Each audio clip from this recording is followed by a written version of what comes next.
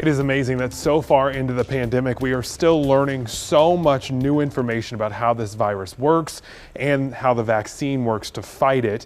Joining us until 6 o'clock is Cone Health's lead COVID-19 physician, and he's answering all your vaccine questions. Someone wanted to know, if I need treatment for COVID at Cone Health, do I have to get the vaccine before I'm admitted? No.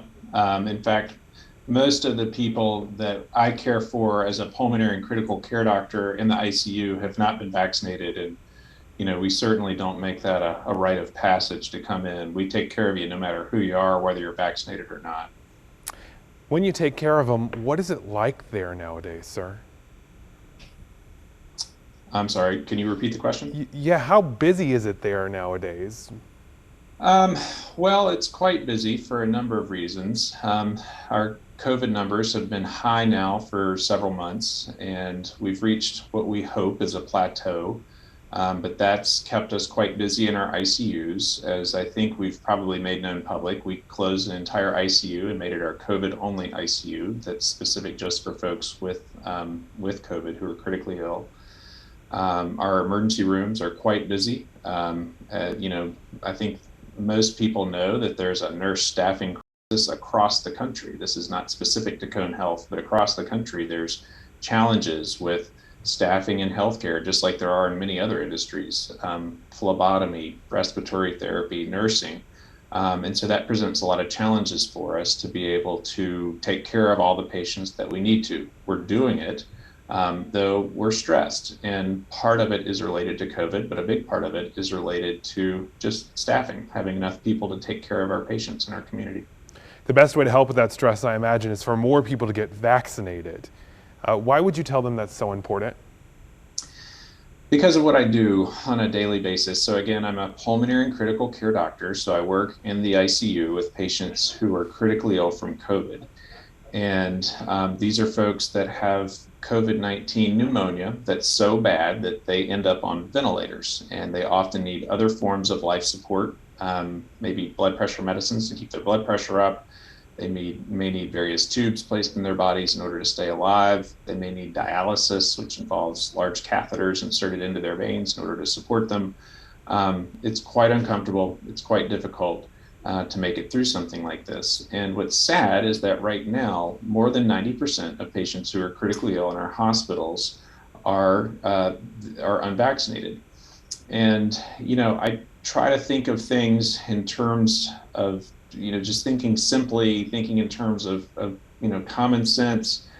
And the fact that I have not had to care for someone who's had a severe complication from a vaccine a single time, but I've cared for hundreds of people who are unvaccinated from COVID-19.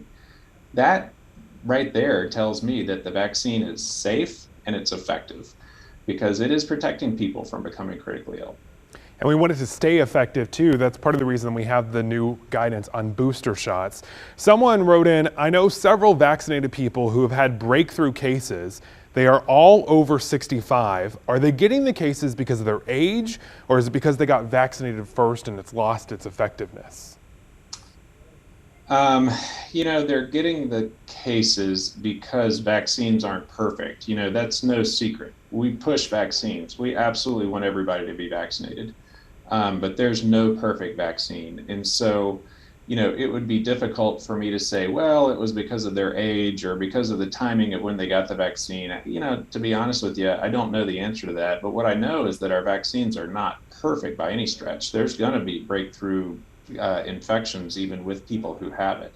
What's so great, though, is that the vast majority of those breakthrough cases, those patients don't become critically ill. They may become sick, they may get COVID, but it's very, very rare for them to become critically ill.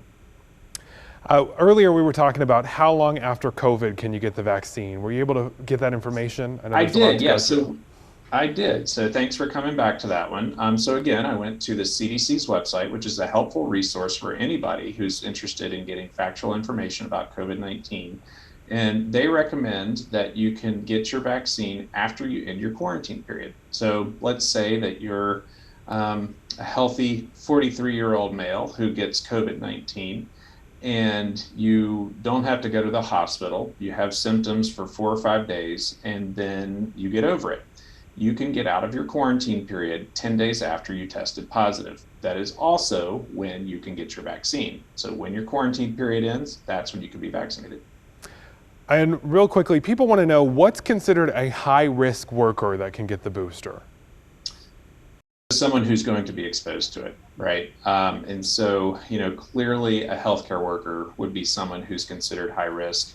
And then my guess is that state and local governments will define what's considered high risk in terms of EMS, police officers, folks who are out in the public all the time.